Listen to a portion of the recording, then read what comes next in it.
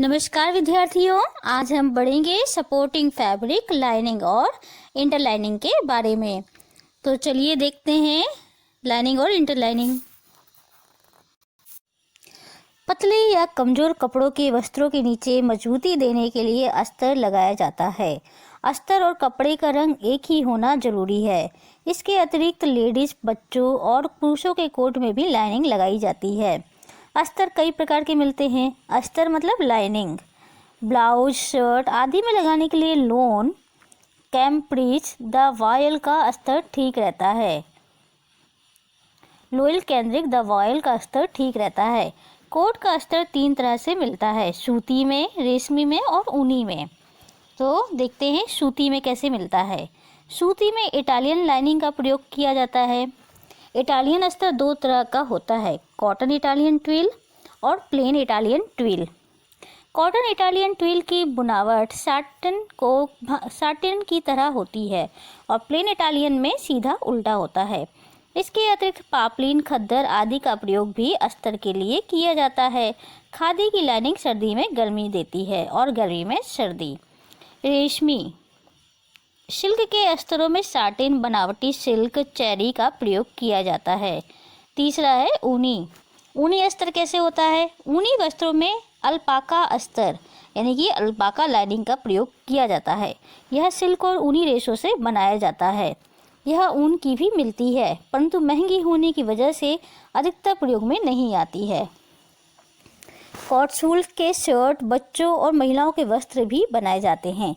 साथी या कोट में अस्तर लगाने के काम भी आता है। अस्तर से कौन कौन से लाभ हैं, चलिए देखते हैं। लाइनिंग का प्रयोग पारदर्शी और नाजुक कपड़ों के वस्त्र बनाने में किया जाता है। पतले कपड़ों के वस्त्र बिना लाइनिंग के पहनने से शरीर भी चमकता है और सिलाइयाँ भी दिखाई देती हैं तथा वस्त्र खींचकर शीघ्र खराब हो जाएगा। इस कारण पतले और मुलायम वस्त्रों को अस्तर लगाकर ही सिलना चाहिए। अस्तर या लाइनिंग लगे वस्त्रों की फिटिंग अच्छी आती है। लाइनिंग लगा देने से वस्त्र पहनने और देखने में सुंदर लगता है। अस्तर केवल पतले कपड़े में ही लगे ऐसा नहीं होता। मोटे कपड़ों के कोट, जैकेट, कॉलर, कफ आदि में भी अस्तर लगाया जाता है। इन कपड़ों पर इंटरलाइनिंग को छुपाने और पैडिंग, सिलाइयाँ आदि को भी अस्तर अपने अंदर छिपा लेती है। पतले कपड़े पर अस्तर लगाने से सिलाइयों से कपड़ा चिरता नहीं है और पहनने पर शरीर का दबाव अस्तर पर पड़ने से मूल कपड़े की सुरक्षा भी होती है। आजकल कृत्रिम रेशे अनेक रसायन और वस्तुओं के मिश्रण से तैयार हो रहे हैं। अस्तर किससे तैयार किए जा रहे हैं? कृत्रिम रेशे, अनेक रसायन और वस्तुओं के मिश्रण से। किसी व्यक्ति को इनसे एलर्जी भी हो जाती है। यदि लाइनिंग लगा हो तो शरीर पर सीधा प्रभाव न पड़ने से शरीर की सुरक्षा भी होती है। दूसरा है इंटरलाइनिंग यानी कि मध्य अस्तर। इंटरलाइनिंग को क्या कहा जाता है? मध्य अस्तर। दो कपड़ों के बीच की परत को मध्य अस्तर अथवा इंटरलाइनिंग कहते हैं। सूती कैनवास, कॉटन कैनवास या सफ़ेद और खाकी होता है। इसका प्रयोग बेल्ट में ऊपर और नीचे के कपड़े के बीच में किया जाता है। मध्य अस्तर के लिए प्रयोग किया जाने वाला बकरम बाजार में अनेक क्वालिटी में उपलब्ध है। कुछ बकरम में ताने की तार और कुछ में बाने की तार शुद्ध होती है। कुछ में ताने और बाने में सूत के तारों का प्रयोग भी किया जाता है। इसे इकट्ठा करें तो भी इसमें क्रीज नहीं पड़ती है या कोट के कॉलर और सामने के भाग में डाली जाती है।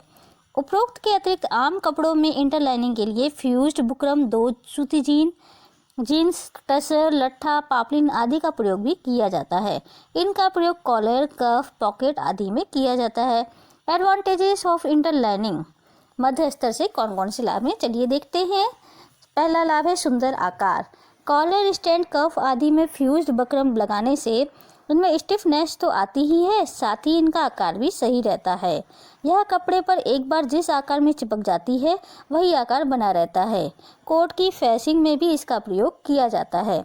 दूसरा लाभ है मजबूती। इंटरलाइनिंग से कपड़े में कड़ापन रहता है, साथ ही मजबूती भी आती है। शर्ट के कफ, कॉलर आदि रगड़ जाते हैं। यदि इनमें इंटरलाइनिंग ना की गई हो तो ये शीघ्र ही फट जाते हैं। तीसरा लाभ है सौंदर्य में वृद्धि। डिजाइन में यदि उभार और गहराई देनी हो तो यह कार्य इंटरलाइनिंग से बखूबी किया जा सकता है। इसके लिए वास्तविक कपड़े और अस्तर के बीच रुई अथवा फोम घस रखकर क्विल्टिंग करके डिजाइन बनाई जाती है। फोम की रजाई और गद्दों पर भी क्विल्टिंग करके उन्हें सुंदरता प्रदान करने के साथ साथ मजबूती भी दी जाती है। कोट में कंधों को उभार देने के लिए रुई के पैड लगाए जाते हैं। तो आज हमने पढ़ा इनलाइनिंग और इंटरलाइनिंग के बारे में। तो उम्मीद करती हूँ स्टूडेंट आपको ये टॉपिक समझ में आया होगा। मुझे दीजिए इजाज़त। धन्यवाद।